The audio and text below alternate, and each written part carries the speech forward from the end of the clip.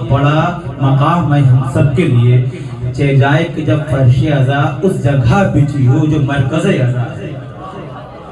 سرزمین کربلا ایک فضیلت، فرش ازا دوسری فضیلت، آپ لوگ مشی کر کے آئے تیسری فضیلت، پیروں میں آبلے ہیں فرش ازا پر بیٹھے ہیں، پیروں کی پنڈلیوں میں درد ہے فرش ازا پر بیٹھے ہیں، جسم تھکے ہوئے ہیں آپ فرش ازا پر بیٹھے ہیں، بجز فرش ازا یہ معجزہ دیکھا نہیں جاتا، کہیں قطرے کو لینے کے لیے دریا نہیں آتا۔ آپ سب لوگ بس ایک چھوٹی سی چیز اسے کہتے ہیں گریا، جو ظاہراً یہ قطرہ نکلتا ہے آنکھوں سے، لیکن قسم بخدا اس ایک موتی کے برابر اگر پوری دنیا کی دولت بھی دے دی جائے تو آپ میں سے کوئی لینے کو تیار نہ ہوگا۔ چوتھے امام فرماتے ہیں اے بھوپی اماں، خدا کا لاکھ لاکھ شکر ہے آپ عالمہ غیر معلمہ ہیں۔ ظاہر سی بات ہے پڑھ لکھ کر عالم ہونا الگ مسئلہ ہے، بنا پڑھے لکھے عالم ہونا الگ مسئلہ ہے۔ کیا کوئی ایسا ہے جو بنا پڑھے لکھے عالم ہو؟ یا دیکھیے جو مجھے وقت ملا انشاءاللہ اتنی دیر میں اپنی بات کو تمام کر دوں گا۔ پڑھ لکھ کر عالم ہونا ایک الگ بات ہے۔ اگر میں آپ سے پوچھیں بتائیے کہ کیا کوئی بنا پڑھے لکھے عالم ہو سکتا ہے؟ آپ میں سے ابھی تک کیا جواب ہوگا؟ نہیں ہو سکتا۔ تو میں پوچھوں گا یہ بتائیے اس یونیورسٹی کا نام بتائیے کہ جہاں سے مولا علی نے پی ایچ ڈی کی ہو اور تھیسس پھر اپنے نجم اللہ کا آپ کے ہاتھوں میں دے دی ہو۔ آپ بولیں گے قبلہ نہیں یہ الگ مسئلہ ہے، وہ چہاردہ معصومین میں آتے ہیں، بہت نازک بات ہے، وہ معصومین میں آتے ہیں تو پتہ چلا دو طرح کے لوگ اس کائنات میں ہیں۔ ایک وہ ہیں جو یخرجکم من بطون امہاتکم لا تعلمون شیئا، پروردگار نے تم کو تمہاری ماں کے پیٹ سے نکالے جبکہ تم جاہل تھے، کچھ نہیں جانتے۔ یہ ایک قوم ہے جو ہم سب جس میں شامل ہیں۔ دوسرا گروہ کیا ہے؟ کہا بسم اللہ الرحمن الرحیم الرحمن، اس کے بعد خلق الانسان ہے کہ علمہ البیان ہے۔ الرحمن خلق الانسان پڑھ دوں گا تو لوگ بولے قبلہ ترتیب الٹ دیا آپ نے۔ الرحمن علمہ البیان، پہلے سکھایا ہے پھر پیدا کیا ہے۔ میں کچھ عرض کر رہا ہوں، پہلے سکھایا ہے پھر پیدا کیا، لیکن ترتیب کا بڑا اثر ہوتا ہے۔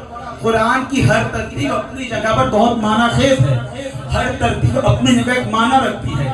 اگر قرآن یہ کہتا سکھایا پہلے پیدا کیا پھر سکھایا تو ہم سب کی باتیں ہوتی، لیکن پہلے سکھایا پھر بھیجا، اس کا مطلب یہ ہم جیسے جاہلوں کی باتیں نہیں ہے، یہ کسی اور کی باتیں ہیں، لیکن ترتیب کا بڑا اثر ہے۔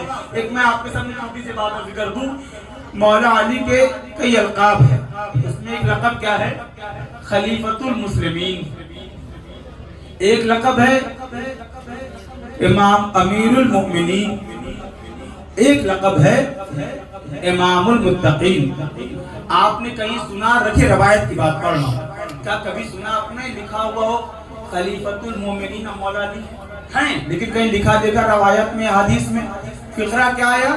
خلیفۃ المسلمین، پھر آیا امیر المؤمنین، پھر آیا امام المتقین۔ بھائی یہ بتائیے انصاف سے بتائیے گا، مولا علی کی یہ تینوں القاب ہیں، ہمارا بھی عقیدہ آپ کا بھی عقیدہ، لیکن ترتیب کا فرق یہ ہے کہ مولا علی قرآن کی آیت سے کچھ کہنا چاہ رہے ہیں کہ دیکھو قرآن میں ارشاد ہوا یا ایھا الذین آمنوا اتقوا اللہ وکونوا مع الصادقین، تقوی الہی اختیار کرو، سچو یعنی علی کے ساتھ تقوی اختیار کرو سچوں کے ساتھ۔ اس کا مطلب یہ ہے کہ پہلے تقوی اختیار کرنا ہے پھر علی کے ساتھ ہونا ہے۔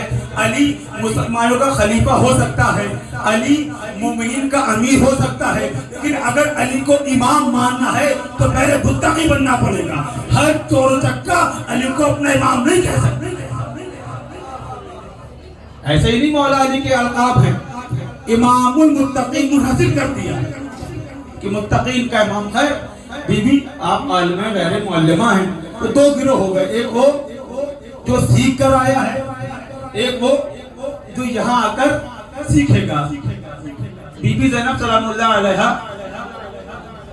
ان کو جب اس کائنات میں ان کا ورود ہوا، ان کی آمد ہوئی، تو اب مسئلہ یہ ہے، ہم سب جب بھی عموماً علماء یہ پڑھتے ہیں، سنا جاتا ہے کہ مولا علی نے کربلا کی تیاری میں کس کو مانگا؟ مولا عباس کو مانگا۔ بس اسی ایک فقرے پر ہم رک جاتے ہیں، اس کے آگے ہم نہیں بڑھتے، لیکن مولا علی کی تیاری سے مولا عباس پہ آگے تھمی نہیں۔ آخری بات ہے، یہی ایک بات آپ کو بتانا تھی۔ جناب خضر کا واقعہ آپ سب کے سامنے، موسیٰ اور خضر علیہ السلام، بہت جلدی پڑھ لو۔ جناب موسیٰ علیہ السلام ہے، پروردگار مجھے کچھ نعمت دے دے، کہا تم نے کہ پہلے کچھ سیکھ لو پھر نعمت مانگنا۔ جناب موسیٰ نے کہا صاحب شریعت نبی ہیں، ان سے پڑھا لکھا کوئی ہے؟ کہا ٹھیک ہے، کون ہے؟ کہا ایک بندہ ہے، بندہ خضر، نبی نہیں ہے، بندہ ہے۔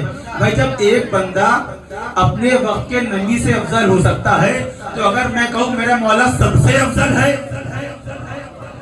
بندہ خضر ہے، کہا نبی اللہ ٹھیک۔ جناب موسیٰ چلتے ہیں، پوچھے خضر کے پاس، اے خضر مجھے کچھ سکھا دے۔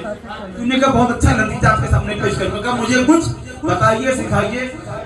دیکھیے آپ ہمارے جمعے گنیں گے، دیکھیے میرے اپنے الفاظ ہیں، میری جمعے گنی آپ صبر نہیں کر پائیں گے۔ کہا نہیں انشاءاللہ مجھے حکم ہے، میں آپ کے ساتھ رہوں گا، کچھ سیکھوں گا۔ قرآن کا واقعہ ہے، آپ جناب خضر جناب موسیٰ کے ساتھ ساتھ چل رہے ہیں۔ کہا دیکھو موسیٰ سب کچھ کرنا مگر بولنا نہیں، صبر سے کام لینا، نبی اللہ ہیں، خدا کے بھیجے پیغمبر ہیں۔